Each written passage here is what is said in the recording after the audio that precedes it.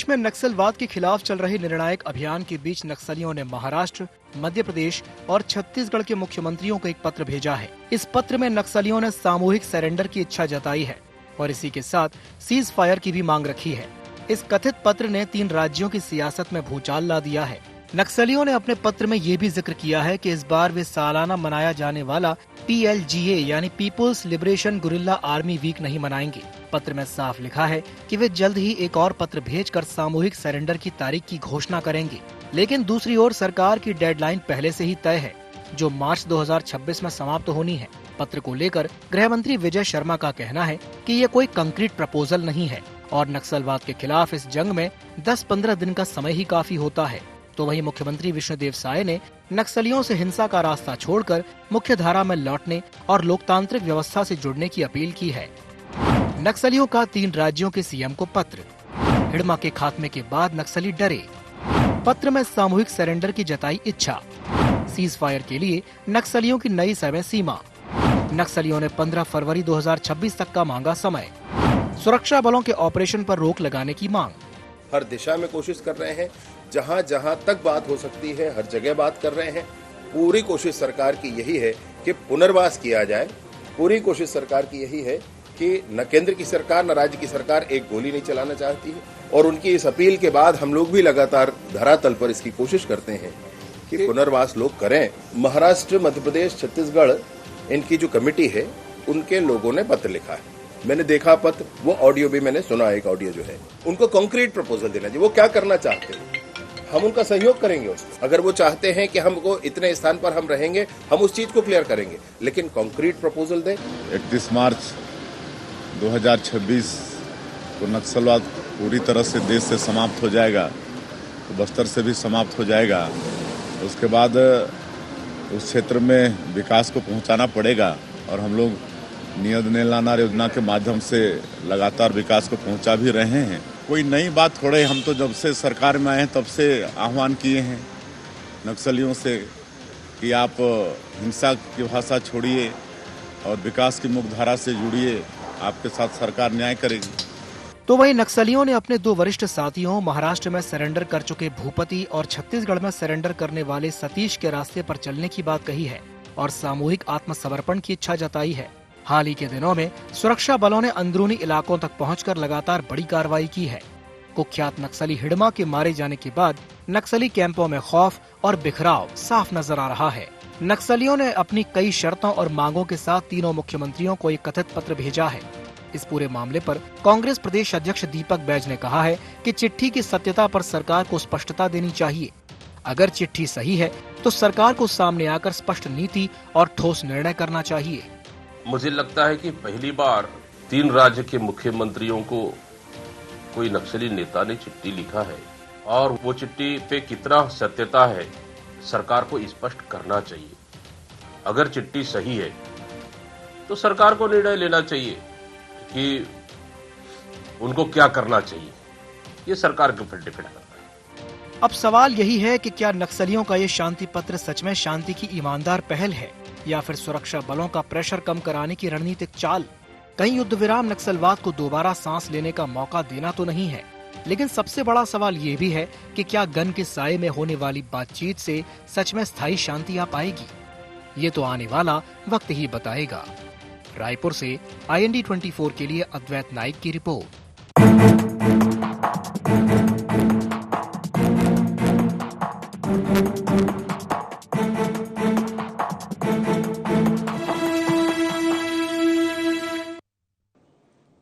नमस्कार, जय जोहार, गुहार छत्तीसगढ़ में आप सभी का स्वागत है। मैं हूं आपके साथ दिव्यांशु जोशी।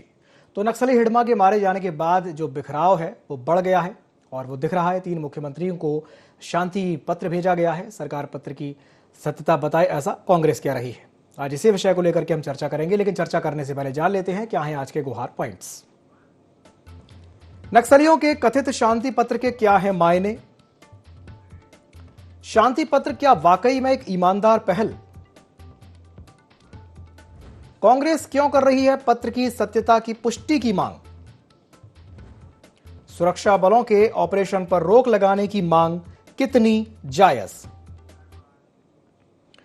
तो चलिए इन्हीं कुछ बिंदुओं को लेकर के चर्चा को विस्तार देते हैं। कुछ खास मेहमान हमारे साथ चर्चा में शामिल हो रहे हैं। हमारे साथ चर्चा में जुड़ रहे हैं गंगेश द्विवेदी जी, जो कि वरिष्ठ पत्रकार हैं। गंगेश जी, बहुत बहुत स्वागत है आपका। हमारे साथ जुड़ रही हैं शताब्दी पांडे, जो कि बीजेपी प्रवक्ता हैं। शताब्दी जी, आपका भी बहुत बहुत स्वागत है। और हमारे साथ जुड़ रहे हैं सत्यप्रकाश सिंह जी, जो कि कांग्रेस प्रवक्ता हैं। सत्यप्रकाश जी, आपका भी बहुत बहुत स्वागत है IND 24 में। सबसे पहले मैं शुरुआत सत्यप्रकाश जी से ही करना चाहूँगा। सत्यप्रकाश जी, 3 मुख्यमंत्रियों को चिट्ठी गई है और जो बात गृह मंत्री कह रहे हैं कि भाई ये कंक्रीट प्रपोजल होना चाहिए, क्या कहेंगे इस पर? देखिए दिव्यांश जी, सबसे पहले तो आपको याद होगा कि इससे पहले भी पत्र, कथाकथित पत्र या तो बोल दीजिए कि नक्सलियों की तरफ से जारी हुए थे और सरकार को स्पष्टता उसकी पत्र की भी आज तक नहीं हुई है। तो हम तो पहले चाहेंगे कि जो पत्र आया है, देखिए अगर इस तरह का पत्र आया तो अच्छी बात है। ये हमारे प्रदेश के लिए, पूरे देश के लिए अच्छी सुखद खबर है, क्योंकि देखिए नक्सलवाद का समर्थन कोई नहीं करेगा, कोई भी राजनीतिक दल हो नक्सलवाद का समर्थन नहीं करेगा, क्योंकि कहीं ना कहीं नक्सलवाद से जो विकास होना चाहिए वो रुकता है। और हम, अगर मैं अपनी पार्टी की बात करूं खासतौर से, हमने तो दंश झेला है।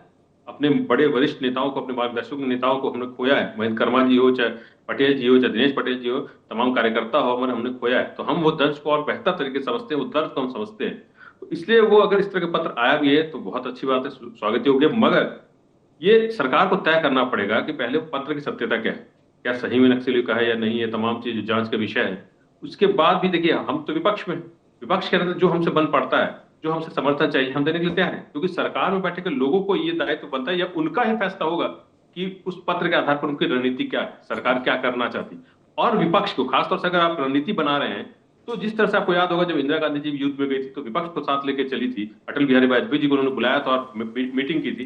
तो उस तरह से हम भी चाहते हैं कि अगर आप इस तरह रणनीति बनाते हैं तो हमको तो विपक्ष को तो साथ लेके चलिए, मगर उससे महत्वपूर्ण ये है कि जो बस्तर के जो स्थानीय लोग हैं, जो बस्तर आदिवासी युवा है, जो महिलाएं हैं, उनको भी साथ में लेके चलिए, उनको भी ये बताइए कि आप क्या करना चाह रहे हैं। तो आपका अगला कदम क्या है, ये प्रदेश को आपको बताना चाहिए। या मैं बोलूंगा, अगर तीनों राज्य के मुख्यमंत्री के पास गया है तो केंद्र की ही सरकार हो, जो हमारे गृह मंत्री अमित शाह जी, वो या तो पूरे देश को बताया कि नक्सलवाद के खिलाफ अब वो क्या करना चाहते हैं इस पत्र के बाद, और इस पत्र की सत्यता क्या है। ठीक है, ठीक है। शताब्दी जी, आपकी प्रतिक्रिया?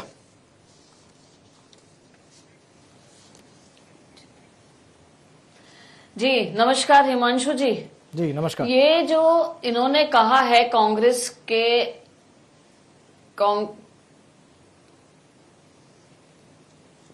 के प्रवक्ता का जो कहना है, इन्होंने जो कहा कि हम नक्सली का समर्थन नहीं करते हैं, इस पर मेरा पहला ऑब्जेक्शन तो ये है कि इनकी ही संयुक्त सचिव प्रीति मांझी का बयान आया है और उन्होंने हिडमा के इस एनकाउंटर को, उन्होंने इसको जो कहा है कि ये शहादत है।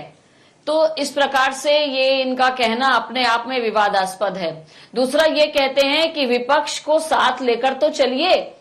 तो इन शब्दों का उत्तर मैं ये देना चाहूंगी, तो इसका मतलब ये है कि अभी वर्तमान समय में जो भाजपा सरकार की ओर से जो नीति अपनाई जा रही है, उसको साथ लेकर तो चलिए। तो क्या आपकी इसमें कोई सहमति नहीं है? आप नहीं मानते कि नक्सलियों का इस प्रकार से खात्मा होना चाहिए? आप ये नहीं मानते कि जो पुनर्वास नीति है वो बिल्कुल सही है, जिसकी वजह से इतनी ज्यादा संख्या में आत्मसमर्पण हो रहा है? क्या आप ये नहीं मानते कि जिस प्रकार से कड़ी कार्रवाई की जा रही है, मुठभेड़ में मारे जा रहे हैं, ढेर हो रहे हैं नक्सली, तो इसको मानना ही चाहिए। वहीं दूसरी ओर मैं निंदा करूंगी कि जिस हिडमा ने 26 बड़ी नक्सली वारदात में 435 निरीह आदिवासियों का, वनवासियों का नृशंस हत्या की थी, आज उनके प्रति इनकी संयुक्त सचिव शहादत कहती हैं। और यह जो पत्र आया है सीज फायर का, इसके लिए स्पष्ट हमारे केंद्रीय गृह मंत्री जी का यह नीति है कि मार्च 2026 तक नक्सलवाद का पूरा खात्मा हो जाएगा और नक्सलियों को अपने हथियार रखने होंगे। या तो वो गोली खाएं या हथियार छोड़ दें, दोनों में से एक चीज के लिए तैयार रहें। वहीं हमारे जो गृह मंत्री हैं, उनका ये बार बार बयान आता है कि वो हर स्तर पर जाकर बातचीत कर रहे हैं, वो गांव-गांव जा रहे हैं, इन नक्सलियों के परिवार वालों से बात कर रहे हैं। जी जी। और जो हमारा लोन वराट्टू जो अभियान है, जिसका अर्थ होता है कि घर वापस आइए, एक है पूना मार्गम, जिसका अर्थ होता है सही मार्ग पर चलें, और तीसरा है नियत निल्लानार। इन तीनों योजनाओं की वजह से और छत्तीसगढ़ सरकार की पुनर्वास नीति की वजह से बहुत बड़ी संख्या में नक्सलवादी आत्मसमर्पण कर रहे हैं, और आने वाले समय में 2026 मार्च जो डेडलाइन दी गई है, संपूर्ण तरीके से हथियारवादी जो नक्सलवाद है उसका खात्मा हो जाएगा, ये हमारा पूर्ण विश्वास है। वहीं एक बात मैं कहूंगी कि दीपक बैज जी का एक बयान आता है कि हिडमा का जब एनकाउंटर हुआ तो कहते उसका आधार कार्ड मिला क्या, तो उसका आधार कार्ड पूछते हैं, ये बहुत ही शर्मनाक है।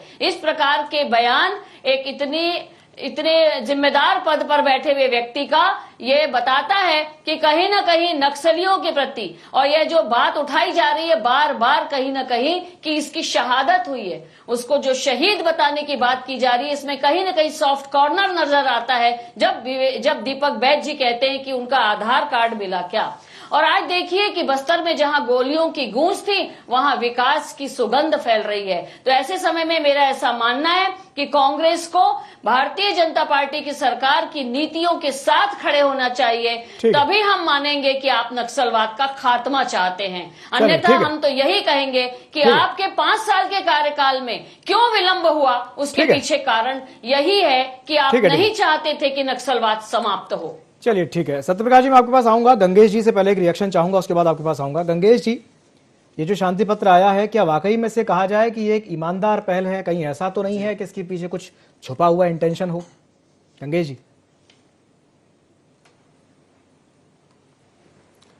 जी देखिए, विपक्ष में कांग्रेस है, कांग्रेस ने खुद ही उस पर डाउट जाहिर कर दिया है। इसका मतलब क्या है कि जो पिछले 25-30 सालों से जो नक्सली गतिविधियां रही हैं वो कभी भी भरोसे के काबिल नहीं रही हैं। वो अक्सर इस तरह की चीजें करते हैं जिससे ध्यान हटे और उनको थोड़ी सी राहत मिले, उनको तैयारी करने का मौका मिले और वापस हमला करें।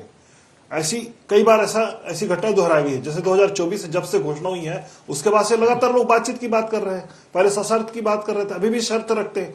आपका पूरा सफाया हो रहा है। नक्सलियों को इस बात को पूरी तरह समझना चाहिए कि उनका पूरा सफाया होना तय है। अभी जो स्थिति आ गई है, लगभग 80% के आसपास जो फ्रंट आर्मी है समाप्त हो चुकी है, 10-20% और बचे होंगे, और वो बाकी भी साफ कर दी जाएंगी जिस तरह से फोर्स काम कर रही है फील्ड में। तो उनको ये पता है अच्छे से कि उनका सफाया तय है। तो उसमें अगर सरेंडर करना चाहते तो उसमें दिक्कत क्या है? सरेंडर कर दो, जितने जल्दी कर दो उतने जल्दी मामला खत्म होगा, फोर्स का भी समय बचेगा, हमारी भी जो संसाधन उसमें लग रहे हैं वो बचेंगे, वो संसाधन प्रदेश के विकास में काम आएंगे। तो सबसे पहली बात तो यह है कि अभी उन लोग को उनका जो पत्र है उस पर भरोसा कर पाना भी बहुत कठिन है। इसलिए मुझे नहीं लगता कि सरकार भी इस पे मतलब पूरा सीज फायर करके और उनके सरेंडर करने का इंतजार करेगी। आर्मी जो फोर्स है वो अपना काम कर रही है। इस बीच में अगर आपको लग रहा है तो आप सरेंडर करिए, जैसे अभी तक लोग करते हुए आ रहे हैं।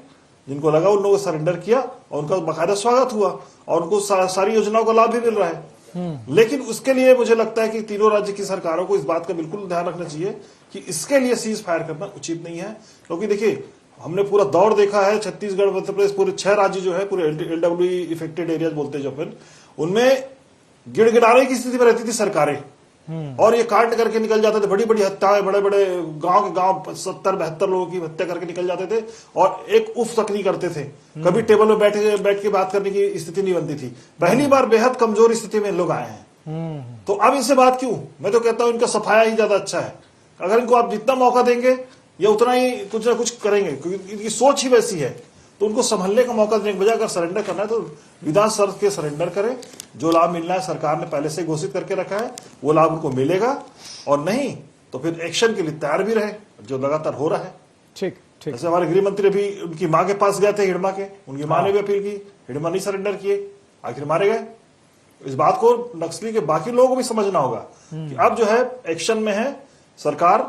केंद्र सरकार से लेकर सारी राज्य की सरकारें इंटीग्रेटेड होकर जिस तरह से वर्क कर रही हैं, इसकी जरूरत बहुत लंबे समय से महसूस की जा रही थी। बार बार मुझे अच्छे से याद है, डॉक्टर रमन सिंह के कार्यकाल में भी जब बैठकें होती थी यहाँ पर, राजनाथ सिंह समय थे वो आते थे, तो अक्सर ये बात ही आती थी कि एक बार मतलब उसमें कोऑर्डिनेशन की बड़ी कमी दिखती थी। छत्तीसगढ़ के अलावा बाकी राज्यों के बीच आपस में कोऑर्डिनेशन कमी दिखती थी। वो कोऑर्डिनेशन कमी अब पूरी तरह खत्म हो गई है और जिस तरह से एक्शन हो रहा है इसमें नक्सलियों को सफाया तय है और जितने जल्दी हो जाए उतना अच्छा है। और इनको लगता है कि इनकी समझ में आ गया है तो तुरंत सरेंडर करें और संसाधन बचाएं, प्रदेश के विकास से काम आएगा वो। यही मेरा सोचना है। ठीक ठीक ठीक जी ठीक। सत्य प्रकाश जी। जी अभी आप लाइव डिबेट आप ही के चैनल पर अभी शताब्दी जी ने इस तरह से बातें की, लेकिन मैंने वक्तव्य जब आपको दिया तो मैंने सीधे तौर पर बोला कि राजनीति का विषय नहीं है और हम राजनीति नहीं करते नक्सलवाद को। मगर देखिए, मैंने कहीं पे भी ये नहीं बोला कि सरकार की विफलता है, कोई पे आरोप नहीं लगाया, क्योंकि नक्सलवाद ऐसी चीज पे राजनीति नहीं होनी चाहिए। और ये हमारी विचारधारा है कि ये नक्सलवाद जो है वो खत्म होना चाहिए, इस पर राजनीति नहीं होनी चाहिए। मगर इस तरह शताब्दी जी ने राजनीति की, अब मैं कुछ बातें जरूर बोलूंगा, इसलिए मेरे को थोड़ा सा समय दीजिए। अभी इन्होंने जिस कार्यकर्ता का हमारे पार्टी का नाम लिया, पहली बात तो वो है कि नहीं, मगर उनको पार्टी से निकाल दिया गया। मेरे को उनकी जानकारी नहीं है कि हमारी पार्टी में थी कि नहीं, मगर पार्टी ने निकाल दिया। ये पार्टी की तरफ से जानकारी मेरे को मिली, पहली बात। अब रमन सिंह जी ने तो बोला था कि भाई जब हमारे, जैसे भाई कंगेश द्विवेदी ने बोला कि यहाँ पे एकजुटता नहीं दिखती थी राज्यों में, यूनिफाइड कमांड जो किसने बनाया था, मनमोहन सिंह जी के दौर में 2008 में, उस समय केपीएस गिल को यहाँ भेजा गया। तो रमन सिंह जी ने बोला कि आप तनख्वाह लीजिए, बैठ जाइए। कार्रवाई हुई, क्यों नहीं पार्टी से निकाला? आपने 3 बार मुख्यमंत्री बना दिया।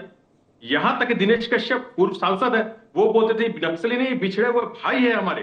कार्रवाई हुई, क्यों नहीं पार्टी से निकाल दी? आपको हुसैनी भाई बहन, उनके ऊपर आरोप है, एक किताब छपी जिसका नाम वासु नहीं, कि साफ तो उसमें लेखक ने लिखा कि उनके यहाँ नक्सली खाना खाने आते थे, उनके लिए किताब छपाया जाता था, और इनके परिवार की तरफ कोई खंडन नहीं हुआ, पार्टी की तरफ से कोई खंडन नहीं हुआ। निकाल दिया पार्टी से, कोई कार्रवाई बता दीजिए। अमित शाह जी भरे सभा में बोलते हैं नक्सली हमारे भाई है, कार्रवाई कर दी क्या आपने? उनको भी निकाल लीजिए, उनसे पूछ ही लीजिए। खैर हिम्मत नहीं होगी, अलग बात है, तो ईडी है इनके यहाँ भी आ जाएगी, ये इनसे पूछ लीजिए। अब ये बात हमारे ऊपर सवाल कर, अरे हमने 5 साल जो काम किया ना, अभी ने बोलती हमारी नीति ऐसी है, हमारे काम ऐसे। 15 साल का भी आप जायजा ले लेते हैं उनसे, रमन सिंह जी कि 15 साल में क्यों नहीं खत्म कर पाए? 15 साल में तो बहुत बड़ा समय था।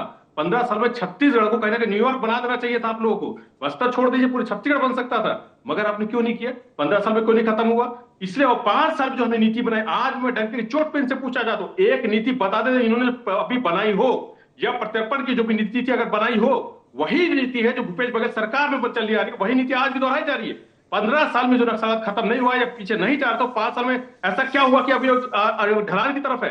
क्योंकि देखिए दीपांशु जी, आप हो या गंगेश जी, बहुत वरिष्ठ पत्रकार आप लोग हैं, आप लोग भी समझेंगे कि नक्सलवाद एक दिन में या 1 साल 2 साल में खत्म होने वाली चीज नहीं है। अगर आज वो खात्मे की तरफ है तो क्या 2 साल में चीजें हो जाएंगी? क्या 1 साल में चीजें हो जाएंगी? आप बता दीजिए। आप उस पर समय देना पड़ता है, उस पर एक प्रक्रिया बनाई जाती है, एक काम किया जाता है, वो काम हमारी सरकार ने किया। इसलिए बताना चाहूंगा, जब 4 साल मोदी जी थे और रमन सिंह जी भी यहाँ पे थे, उस समय इनके 4 साल के अंदर लगभग 400 से लगभग आसपास आत्मसमर्पण हुआ, और हमने 5 साल में लगभग 2500 से ज्यादा आत्मसमर्पण किए। बड़े बड़े नक्सलियों को हमने आत्मसमर्पण कराया, एनकाउंटर हुए। तो हमने एक नीति बनाई थी विश्वास की, विकास की, सुरक्षा की, वही नीति आज चल रही है। मैं तो पूछना चाहता हूं कि ये क्यों नहीं रमन सिंह जी से सवाल करते? ये क्यों नहीं अमित शाह जी से पूछते हैं कि 4 साल तो आप भी थे? ये क्यों नहीं मोदी जी से पूछते हैं कि 4 साल तो आप भी थे? आज ही क्यों? तो यही मैं बोलना चाह रहा हूं ना। और खुद अमित शाह जी आके बोल के गए थे कि ये लगभग 80% नक्सली हमने कम हो गए, तो ये हमने करके दिखाया था, तभी अमित शाह जी भी ये बात मान के गए थे यहाँ खुद छत्तीसगढ़ की धरती पे और हमारी सरकार के दौरान। तो ये राजनीति का विषय नहीं। देखिए, जो मैं साफ तौर तभी बोल रहा हूं, इन्होंने बोला इसे मैंने जवाब दिया, मगर राजनीति का विषय नहीं है, क्योंकि जनता ने 10 झेला है, कई दशकों से झेलते आ रहे हैं, हमने झेला है, हमने अपने शहीद महेश कर्मा जी को खोया है, हम जानते हैं इस दर्द को, इसमें राजनीति कतई नहीं होनी चाहिए। और आज भी हम नहीं चाहते राजनीति करना। आप नक्सलवाद खत्म कीजिए, विपक्ष के नाते हम आपके साथ हैं, आप कदम उठाइए। अगर हम पीछे हटे तो आप सवाल खड़े कीजिए, मगर आप पहले बताइए तो इस पत्र के बाद आप करना क्या चाह रहे हैं? हमारा जवाब ये है। ठीक है। शताब्दी जी, आपकी प्रतिक्रिया।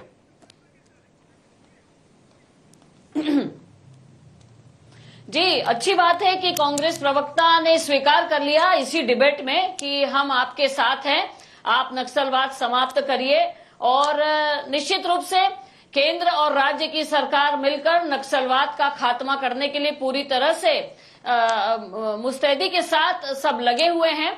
मैं यहाँ पर यह कहना चाहूंगी कि जब ये बात कर रहे थे कि कांग्रेस का कोई भी व्यक्ति नहीं चाहता, लेकिन इनको खुद को ध्यान में होना चाहिए कि इनके पूर्व मुख्यमंत्री दिग्विजय सिंह ने हिडमा के इस मृत्यु के बाद, उसके एनकाउंटर के बाद ट्वीट किया और लिखा है, हिडमा को लाल सलाम कहकर उन्होंने श्रद्धांजलि दी। तो मेरा ये कहना है कि जब इनके एक वरिष्ठ नेता लाल सलाम करते हैं, श्रद्धांजलि देते हैं, वहीं दूसरी ओर इनकी संयुक्त सचिव उसको शहादत कहती है, जिसको निकाल दिया, अभी उन्होंने स्वयं स्वीकार किया कि उसको निकाल दिया है पार्टी से। तो निकाला किसको जाता है? जो पार्टी में होती है, नहीं तो पार्टी क्यों उसको निकालती? तो इस प्रकार से कहीं ना कहीं इनको स्वीकार करना चाहिए कि सॉफ्ट कॉर्नर कहीं ना कहीं आपका इन मानवाधिकारवादियों के साथ, इन नक्सलियों के साथ, इन माओवादियों के साथ रहा। इसीलिए कांग्रेस के 5 साल के शासनकाल में आप नक्सलवाद समाप्त करने में असफल रहे। बड़ी बड़ी घटनाएं होती रही। 26 बड़ी घटना को अंजाम देने वाले हिडमा का एनकाउंटर होता है, जिसकी आप तारीफ करने के बजाय उसका आप आधार कार्ड मांगते हैं। जैसा कि मैंने पूर्व में भी कहा, आने वाले समय में यह जो पत्र आया है नक्सलियों का, इस पर किसी प्रकार की कोई चिंतन मनन या बातचीत की कोई बात नहीं है। स्पष्ट हमारी पार्टी का और हमारी सरकार का यह मत है कि 2026 मार्च तक आप हथियार छोड़ दीजिए, आत्मसमर्पण कर लीजिए। इतना लंबा समय लेने के पीछे आपकी क्या चाल है, इसको हर कोई समझ रहा है। इसलिए इस पर यही स्टैंड रहेगा कि तुरंत से तुरंत ये नक्सली हथियार छोड़े। अब ये नक्सली हथियार क्यों छोड़ रहे हैं इन 2 साल में या इस 22 महीनों में? क्यों हमने इन 22 महीनों में इतने ज्यादा नक्सलियों को सरेंडर करवाया या करवाने में सफल रहे? इसके पीछे मैं पहले भी बता चुकी हूं कि जो पूर्व की सरकार ने जो भी नीतियां बनाई थी उसमें बहुत सी खामियां थी। न ही भूमि को लेकर कोई बात कही गई थी, न ही प्रतिमाह उनको क्या राशि मिलेगी इसको लेकर कोई बात कही गई थी, न ही उनको क्या उनका पुनर्वास किस प्रकार से होगा। और देखिए, अभी वर्तमान सरकार के द्वारा इसको सोशल री इंटीग्रेशन के रूप में देखा जा रहा है। हम कह रहे हैं कि इनका समाज में पुनर्स्थापन कर रहे हैं। ये उसी समाज के अंग थे, भटक गए थे, इनको हम वापस उसी समाज में पुनर्स्थापित करने के सारे प्रयास कर रहे हैं। इसलिए हमारा ये मानना है कि हमारी यह नीति काफी सफल रहेगी छत्तीसगढ़ से नक्सलवाद को समाप्त करने में। ठीक है गंगेश जी, बात नीति की चली है कि भाई हमारी नीति बेहतर है उनकी नीति से, आपकी प्रतिक्रिया? जी, देखिए, नीतियां जो बनी है स्टेप बाय स्टेप में एक के बाद एक सुधरती चली गई हैं। स्वाभाविक रूप से देखिए, डॉक्टर रमन सिंह कार्यकाल में नक्सलिज्म बहुत फैला, लेकिन इसका ये अर्थ नहीं कि उन्होंने कोई प्रयास नहीं किया उसको खत्म करने का। बिल्कुल हमने उनका प्रयास भी देखा है। उनके दौर में ही ये तय हुआ था कि नक्सलिज्म बस्तर या ऐसे जंगली क्षेत्रों में इसलिए फैल रहा है क्योंकि वहां पे शिक्षा का अभाव है। जो गांव से लोग जो आदिवासी हैं अपने बच्चे दे देते हैं उनको, क्योंकि उनको पता ही नहीं है। उनको लगता है कि ये जो आ रहे हैं यही लोग हमारे करता धरता है। सरकार की पहुंच निश्चित तौर पर, जो हमारी सरकार थी उसकी पहुंच जंगलों के भीतर तक नहीं थी। तो सबसे पहला जो बड़ा कदम उठाया गया, मुझे अच्छे से याद है, अभी जो ओपी चौधरी जी जो अभी गृह मंत्री हैं, ये कलेक्टर बने थे दंतेवाड़ा के। वहां पर एक साइंस एजुकेशन सिटी बनाया इन्होंने दंतेवाड़ा में। दंतेवाड़ा उस समय बहुत बड़ा नक्सली सेंटर था। वहां से जो शुरुआत हुई है, मतलब बच्चों को एजुकेट करने की, वहां से बच्चे ट्रेनिंग लेके वहां से प्रयास हॉस्टल जो बनने, उनसे बच्चे निकल कर IIT NIT में सिलेक्ट हो रहे हैं। तो ये जो एजुकेशन वहां पर तेजी से फैला और वहां के लोगों को जब समझ आने लगा कि नहीं, ये हमारे मतलब मित्र नहीं है, हमारे दुश्मन है, और ये हमारे बच्चों को लेके जाके उनको गलत दिशा में लेके जा रहे हैं। और दूसरा, सरकार ने वास्तव में भरोसा जीता। एक्चुअल पहले भरोसा इन लोगों ने जीत के रखा था। तो सरकारी प्रयास में जो लगातार प्रयास हुए, उससे जब ग्रामीण लोग, वहां के आदिवासियों ने जब भरोसा करना शुरू किया सरकार पे, तब धीरे धीरे उसका पॉलिसी में सुधार आते गया।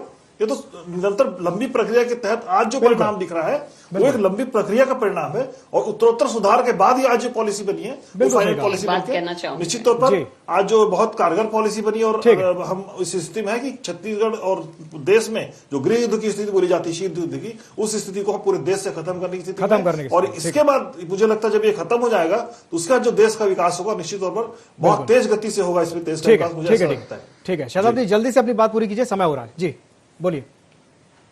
दिव्यांशु जी, हाँ दिव्यांशु जी, बस मैं यही कहना चाहूंगी कि बार बार ये आरोप लगाते हैं कि रमन सिंह जी की सरकार के समय 15 साल में क्यों नहीं खात्मा हुआ। निश्चित रूप से खात्मा हो सकता था। कांग्रेस के जो उपराष्ट्रपति के उम्मीदवार हैं जी सुदर्शन रेड्डी, उन्होंने सलवा जुडूम का जो रोक लगाई, उसकी वजह से नक्सलवाद और बढ़ता गया। सलवा जुडूम पर रोक नहीं लगा चाहते हैं क्षेत्र तो बाहर निकाला है। तो समाज का आपके जमाने साथ तो नक्सल और प्रभावित क्षेत्र सरकार बन की रहे थे। नीतियों के हमने बाहर साथ निकाला हम है। नक्सलवाद ये का नीतियां थी। खात्मा कर चुके आज भी होते अगर जो हैं। और इससे समझ में आता है कि कांग्रेस के जो उम्मीदवार है सी सुदर्शन रेड्डी वो किस प्रकार से नक्सलवाद चलिए, के ठीक है, ठीक है। समर्थक थे। ठीक तभी है। तो उन्होंने उसको सलवा जुलूम को रोक लगाई। तो इस प्रकार से कहीं ना कहीं कांग्रेस का इसमें कॉन्टेक्ट और संपर्क समझ में आता है। रमन सिंह जी ने कोई काम नहीं किया, तो तनख्वाह लेने की बात करते थे, बैठने की बात करते थे। चलिए ठीक है, ठीक है। बहुत बहुत धन्यवाद आप तीनों मेहमानों का हमारे साथ जुड़ने के लिए, चर्चा में शामिल होने के लिए। समय की बाध्यता है। बात इतनी सी है कि भाई सरकार चाहे कांग्रेस की रही हो, बीजेपी की रही हो, सभी ने अपने अपने तरीके से प्रयास किए, नक्सलवाद को समाप्त करने के लिए अपनी अपनी नीतियां बनाई। और ऐसा नहीं है कि नीतियां कारगर नहीं रही, नीतियां कारगर रही हैं, तभी तो नक्सलवाद खात्मे की ओर बढ़ रहा है। चलिए, गुहार छत्तीसगढ़ में फिलहाल के लिए इतना ही। दीजिए इजाजत, बने रहिए ID24 के साथ। नमस्कार।